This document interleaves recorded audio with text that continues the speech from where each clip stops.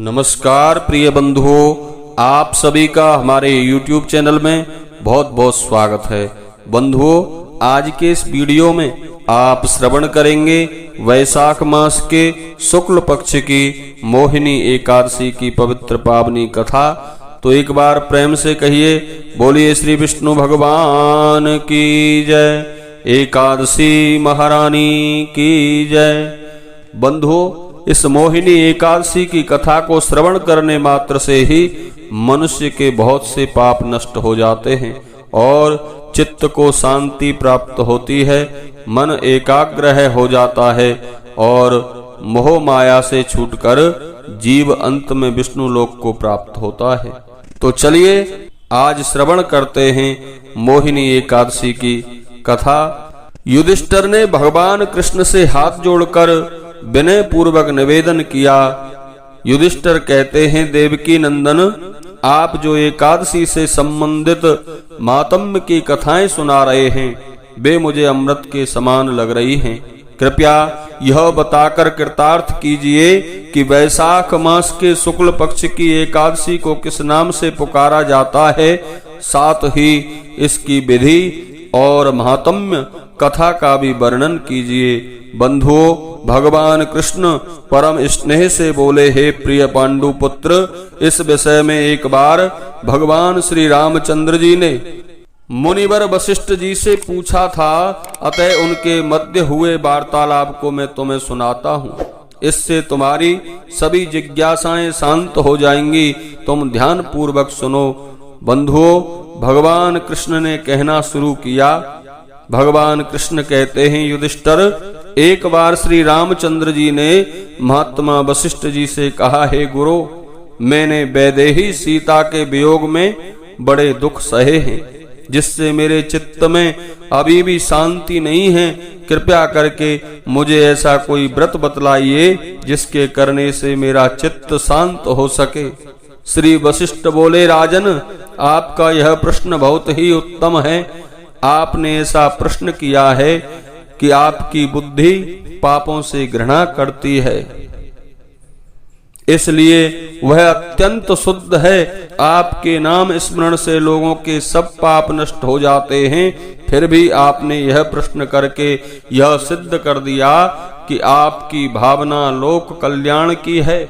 मैं आपको जिस व्रत के संबंध में बता रहा हूँ, इस एकादशी को मोहिनी एकादशी के नाम से जाना जाता है। इसका व्रत करने से मनुष्य सब पापों से और दुखों से छूट जाता है और उसका चित्त शांत हो जाता है।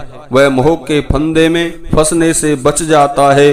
वशिष्ठ जी एक क्षण रुके और फिर बोले, हे वत्स, अब तुम इससे संबंधित एक कथा सुनो। सरस्वती नदी के तट पर एक नगरी बसी है। उस नगरी का नाम है भद्रावती। उस नगरी में एक राजा राज्य करता था। राजा का नाम था धुतिमान।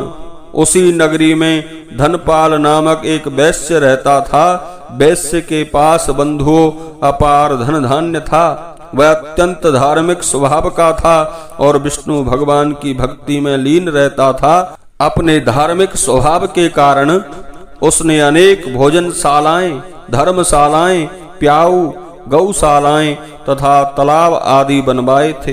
रास्ते के सहारे अनेक प्रकार के वृक्ष लगवा दिए थे ताकि आने जाने वाले लोग वहां विश्राम कर सकें।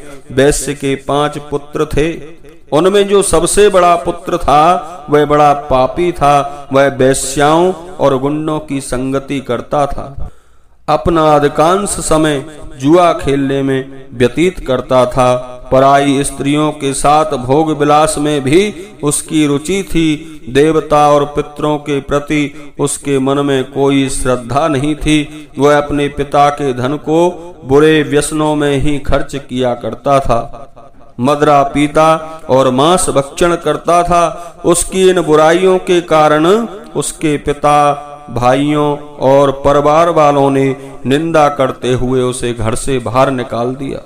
घर से निकलने के बाद इन्हीं व्यसनों में उसने अपने तन के आभूषण और कीमती वस्त्र भी बेच दिए। जब उसके पास कुछ नहीं रहा तो वह वेश्याओं ने भी उसे फटकार कर भगा दिया।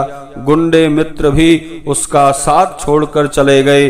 अब वह भूखा प्यासा दुखी रहने लगा।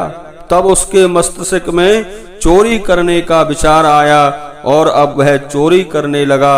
एक दिन चोरी करते हुए पकड़ा गया और वैश्य के लिहाज से सिपाहियों ने उसे छोड़ दिया, पर फिर भी उसने चोरी करना नहीं छोड़ा और राजा के कारागार में उसे बंद कर दिया गया।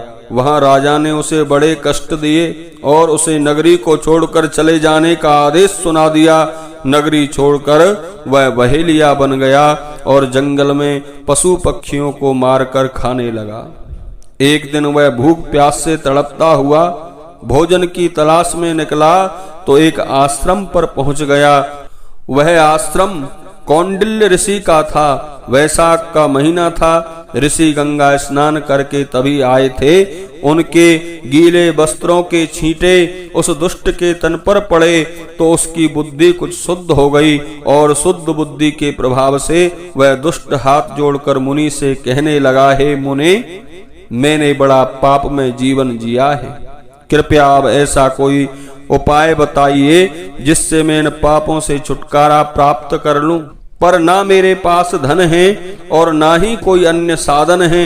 सो उपाय ऐसा साधारण बताना जिसमें धन की आवश्यकता ना पड़े। ऋषि उसकी मर्माहत वाणी से पिघल गए। उन्होंने कहा, तू वैशाख मास के शुक्ल पक्ष की मोहिनी एकादशी का व्रत कर। इसके करने से तेरे सभी पाप नष्ट हो जाएंगे। ऋषि के कहने के अनुसार उसने मोहिनी एकादशी का व्रत किया और जो विधि मुनि ने बताई थी उसका पालन किया। वशिष्ठ जी श्री राम जी को यह कथा सुनाते हुए बोले, राघव, इस व्रत के प्रभाव से उसे सब पापों से छुटकारा मिल गया और अंत में वह गरुड़ पर सवार होकर विष्णु धाम में पहुंच गया। प्रियवर राम, इस एकादशी के व्रत से मोह, अशांति और अपयश का भी नाश हो जाता है।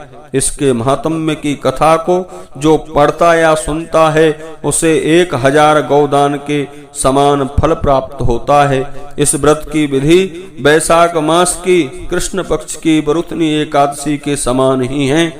मोहिनी एकादशी के व्रत में बंधुओं मोह ममता त्याग देनी चाहिए और विष्णु भगवान का स्मरण करते हुए भगवान नारायण का षोडशोपचार से पूजन करना चाहिए।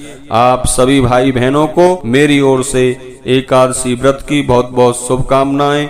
नमस्कार, प्रणाम, जय श्री कृष्ण।